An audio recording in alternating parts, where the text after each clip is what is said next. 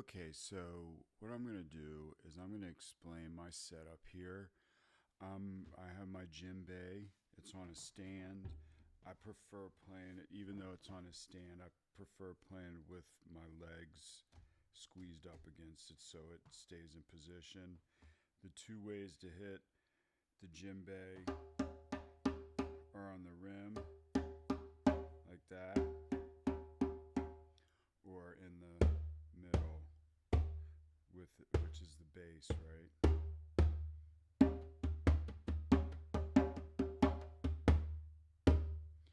The one thing you don't want to do is where it's muted, just see, it's going to create a timbre that actually makes for another sound.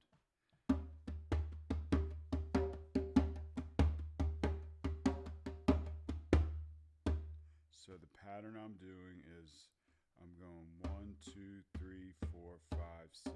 1, 2, 3, 4, 5, 6. 1, 2, 3, 4, 5, 6. 1, 2, 3, 4, 5, 6. If you want a written diagram on paper written out of this, let me know. So what I'm gonna do now is I'm gonna push play on the track that I've been working with. It's a play along track by Mike Longo for 2 minutes and 33 seconds. So I'm gonna back it up here where he's explaining, and we'll just listen in on what he's saying and then play what he's doing. Practice the drumming itself, the drum technique. What's important is that you are able to count in 4/4, 3/4, and 6/8 while you drum without changing the flow of your hands. For example,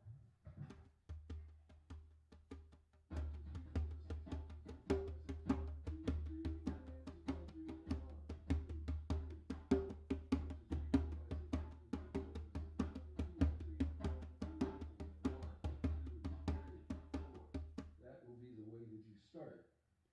And so what we're going to do now is provide you with a track to practice with. I will give you 4 counts so you know where to come in. 1, 2, 3, 4.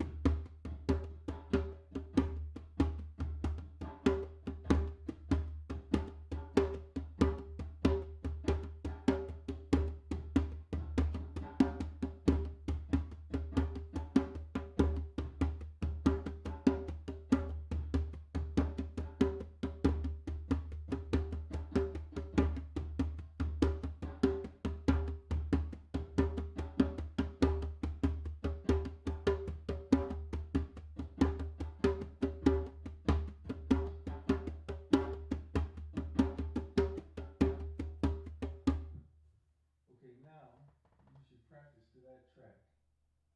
Now what you're going to hear is a second drummer who will represent. Okay, so basically that's it. I mean, if you can play along with that for 3 minutes, it's just such a great way to train your attention, work on a longer attention span for me, with all that I'm doing throughout my day and how fragmented and scattered I can be with text messages, uh, you know, doom scrolling. Is that what they're calling it now? Scrolling, everything else, all the different activities, to sit down and work this out and pay attention to these time meters and time signatures and flowing in and out of them, and the experience of being on the djembe and how it sounds when you're playing along. I have my other laptop going through my bass amp, so that comes through really well, and it's the closest I can get to actually playing with someone in person, but it works really well. And then, of course, I take that kind of rudimentary hemiola pattern that I'm playing with my hands on the djembe, and that touch that you pick up, and you take that to your instrument. In my case, it's the electric bass or rhythm guitar, playing on the guitar, writing.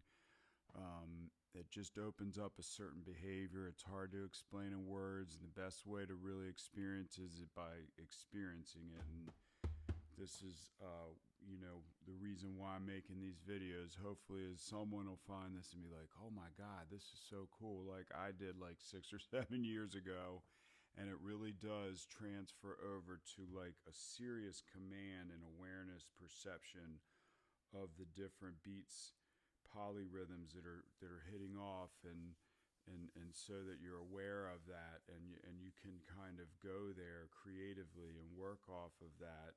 And then also it opens up a behavior which is, getting into ontology, where you're just playing off, the music's coming off of the instrument is the best way to say it. So hope you enjoyed that. You can always rewind and play this to it. It's just a 1 2 3 4 5 6 1 2 3 4 5 6 1 and 2 and 3 and 1 and 2 and 3 and 2 3 4 1 2 wait 1 2 3 4 1 2 3 4 1 and 2 and 3 and 1 and 2 and 3 and 1 2 3 4 5 6 1 2. So you're going from counting from a 6 to a 3 to a 4 count.